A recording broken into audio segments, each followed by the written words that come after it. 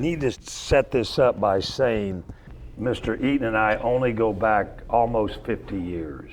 At least.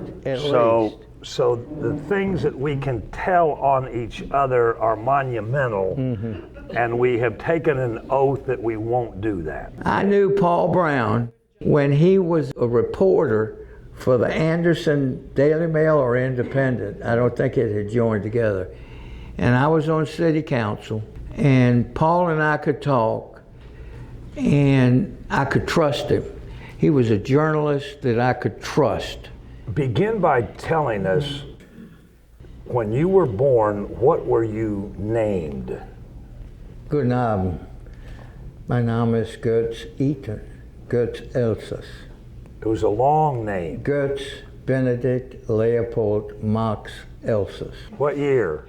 Was I born? Yes. 1935. And the place was? Karlsruhe, Germany. All right, so but your dad began to see that the environment was changing. Yes. And the stories that they told you when you were old enough to know what happened, did he call the family together? No. How did you get out of Germany? Well, I went with them. They said, and how did they get out? They bought their way out through England. We were told when we got on the boat in August not to take our coats off. I never understood that till my mother was older. They had jewelry in the coats. They had jewelry in the linings of the coat. In order to have some kind of a money when they got here to set up a new life. They got $200 to get out. Yeah. And you left Germany, got to England, so then you came on to New York. Yes. And you're 3 years old. Yes. You may tell them your mother wrote a book. My mother wrote several books, and she wrote letters back and forth to the family in Germany, and she translated all those letters for the children. September the 9th, 1938, she was writing this to her family in Germany. And in here it says, among other things, it said, we passed through North and South Carolina, the scenes of Uncle Tom's cabin. All looks very colonial, and the highways do not go through uninhabited areas.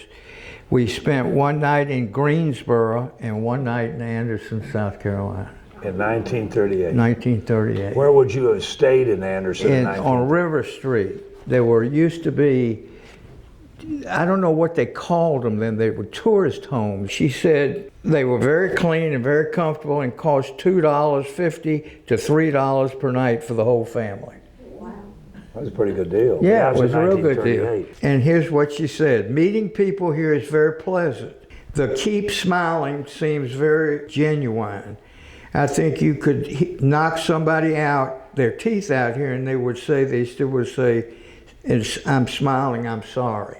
Americans are very helpful, but they also want to be acknowledged. The people here are very polite, and before you can even start a conversation, countless pleasantries are exchanged. Smile politely and do not hurry. And you were heading to Atlanta. Yes, why? Our sponsor was in Atlanta. At that time, you could not leave Germany without a visa.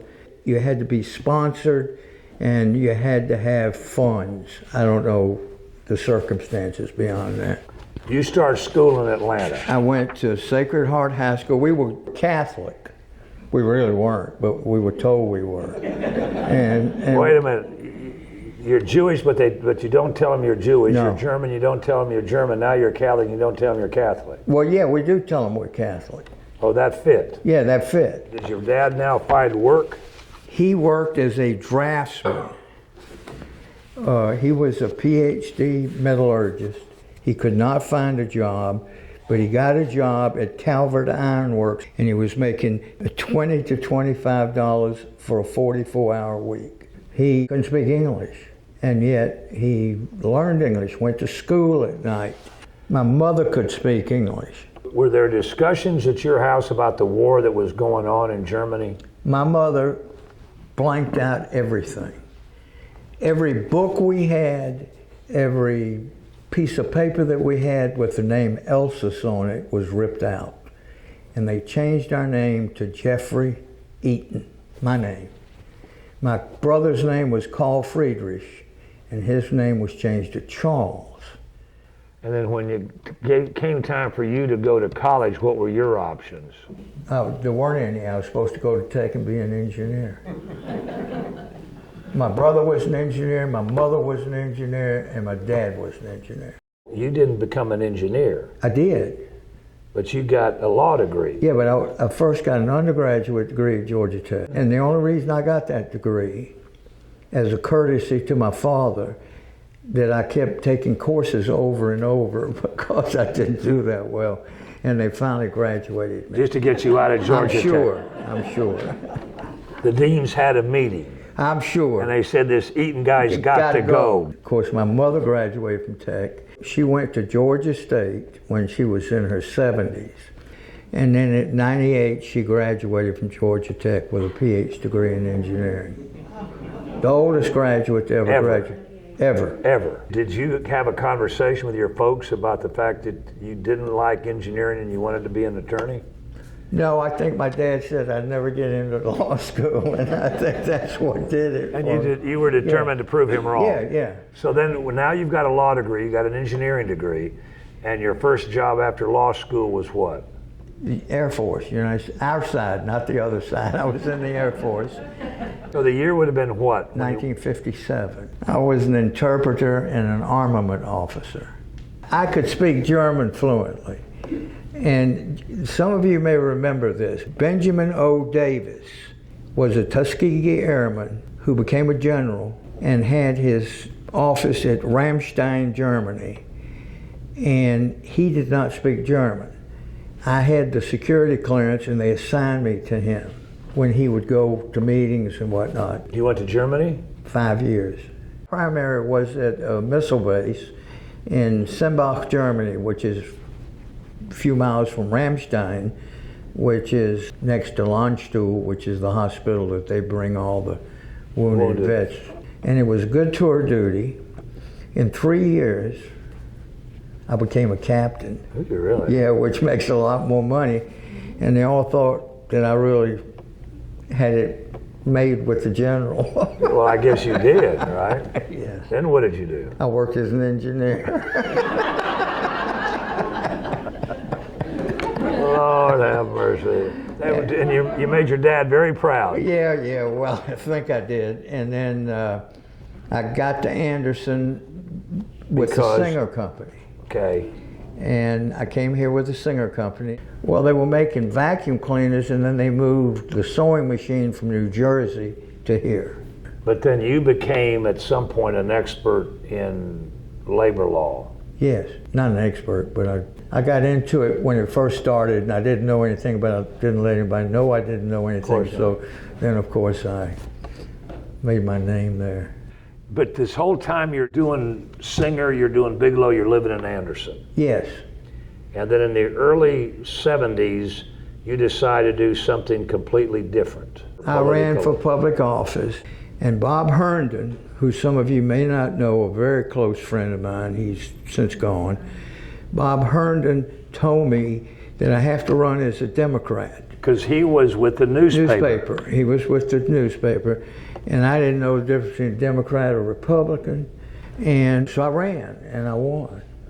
But people need to understand, back then, they could put all the Republicans in Anderson County in a telephone booth in Belton on a Saturday night, Correct. And there would be room for everybody to boogaloo. Correct. There were no Republicans. There were no Republicans. In the Democratic primary, if you won that, you were in. And you were on city council how long? 8 years.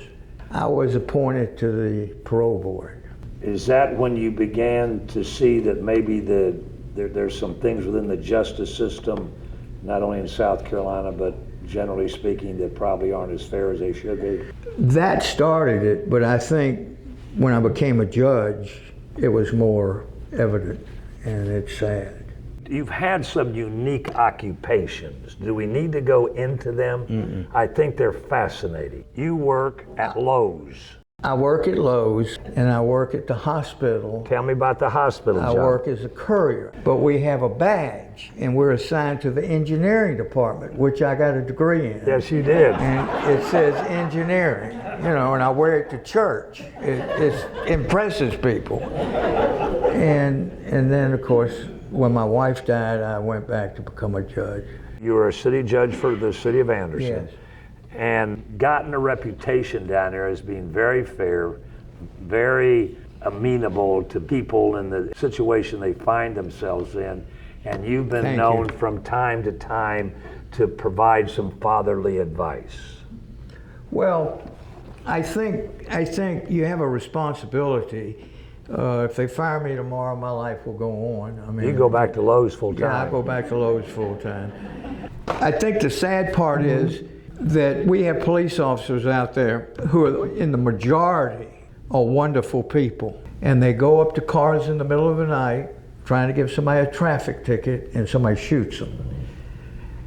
Then we have people that should never be arrested, period, because they're incapable of understanding why they're there or have the mental capacity to understand that they might be doing something wrong. And the mental health system is the one that needs propping up. I also do work with family court. I'm a volunteer and I represent children in DSS custody. And that's another system that's lagging. And it's sad because these people, children, need some structure. We've got people on the streets who are not capable of making a good judgment decision. And that's sad. And we have a country that has veterans on the street. And that's wrong. Yeah. So I hope I make an impact. And the one word that you refuse to discuss is retirement. Where am I going? No, I'll tell you like I told my daughter who lives in Charlotte. I have a son that lives in Switzerland and I have another son that lives in London. And my daughter comes down and tells me I got to get rid of underwear that's got holes in it and, you know, shoes. And she said, when I told her that I just got my license renewed and it expires in 2029.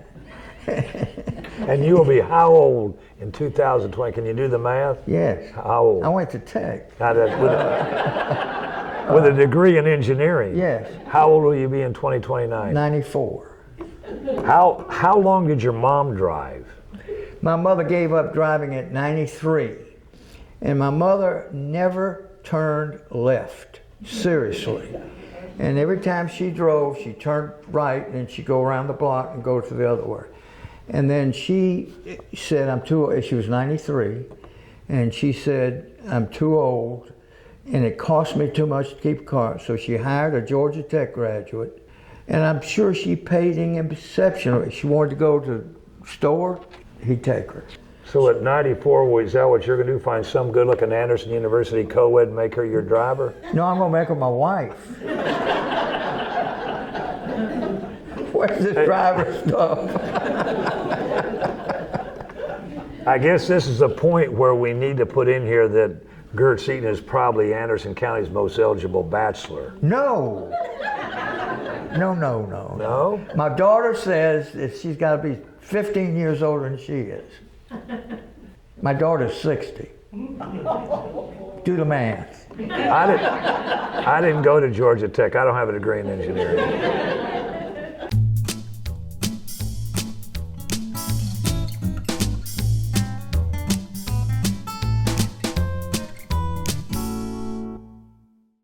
What's the most surprising thing about your mom? Because she was an exceptional woman. My mother wrote to the director of immigration. She was not bashful. She said, the U.S. government puts all sorts of courses out there for free. These courses are only open to college-educated people. And this is when she first went to Tech. Then she said, you must assimilate and you must learn English if you want to be an American. And don't try to live in the ghetto where you only speak your language. You must learn a new language and assimilate. And I wore this tie today because I haven't read this thing in a long time. Yeah. And it's an American flag.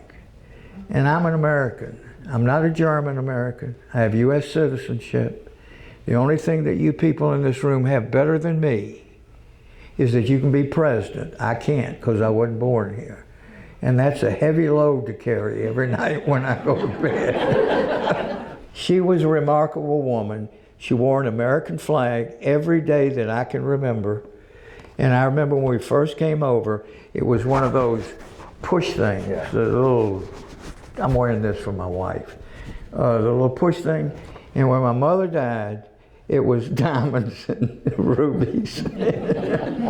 She was very American, and she very much thought that what's wrong with people that come here who do not assimilate, that should not be the case. When my grandparents died in the concentration camps in France, and they got a letter from somebody who lived over there, they feel like that if you're in America, you're an American. I speak German fluently, I speak French fluently, but this is America. But I do keep my language, and the way you do that is on the radio. I listen to German and French radio. You were born Jewish. Yes. And then you were Catholic. Yes. And where do you currently attend services? Midway Presbyterian Church. Thank you, Mr. Eaton. If I see any of you in court, you can't say anything here that was said, okay?